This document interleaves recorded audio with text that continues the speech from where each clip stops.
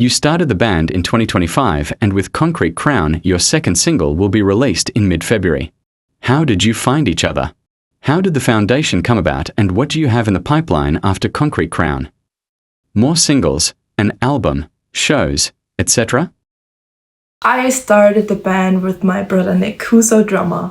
Ludwig, our guitarist, is one of his best friends, and they've both been really into metal for a long time, longer than me actually. So Nick brought Ludwig into GAIA S LAMENT, and technically the band started with just the three of us and our first single, Angel Rise. And a little later we put up a wanted ad for our bassists on Backstage Bro just to see if anyone would be interested in joining. And 3 days later already, Levina, our now bassist, reached out, and it just matched instantly. And as for what's coming after Concrete Crown, we are planning to focus on releasing more singles rather than an album for now, because with school and uni keeping us busy just makes more sense. And we're not really planning on playing live pretty soon, because at the moment we just don't have enough songs for a full set, but that's definitely on the plan for the future. For now, we're just super excited to keep writing and experimenting and putting our music out there. Your sound lives from atmospheric pad sounds and orchestral parts. Who of you is responsible for the development of these parts, and how will you implement these parts live in the future? Will you possibly bring a keyboarder into the band? I'm a self-taught and half-studied music producer. I'm always experimenting to combine classical instrument with modern sounds, because I just love the epicness and power of a full orchestra and its own world that this kind of music brings you to. But I've also been drawn to the power of metal, so combining these two genres just makes sense to me.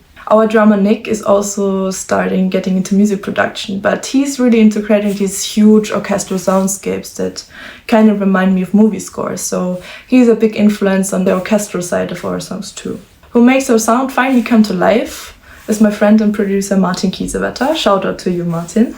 When it comes to live shows, we're definitely planning to bring a keyboarder into the band, maybe even a violinist, since a lot of our songs have solo violin parts in it that became kind of a signature of ours. And that said, our tracks are pretty layered with a bunch of instruments, so we'll probably perform live with backing tracks to make sure everything still sounds full and epic. Conceptually, you are very close to the environment and nature. Personally, I find this an extraordinary but very exciting combination with symphonic metal, where you would expect more fantasy themes. Where does your connection to nature and the environment come from? Why is it important to you to implement this topic in particular? Combining these topics with symphonic metal might seem unusual, but that's exactly what makes it exciting for us and hopefully for others too. When I'm writing the lyrics for our songs, I really like to talk about important and critical things, and combining that with the emotion that music brings. We hope we can inspire people with that to not just enjoy the music, but think about it. Our connection to nature and the environment is very personal. We feel like it's such an important topic that often gets left out. Of course, there are huge subjects like war, politics, economics that get a lot of attention, but we think that nature doesn't always get the focus it deserves. We think it's really important to raise awareness about these issues now. And as a young generation, we were born into a world where a lot of these problems already existed, and it just feels wrong to waste time in looking away.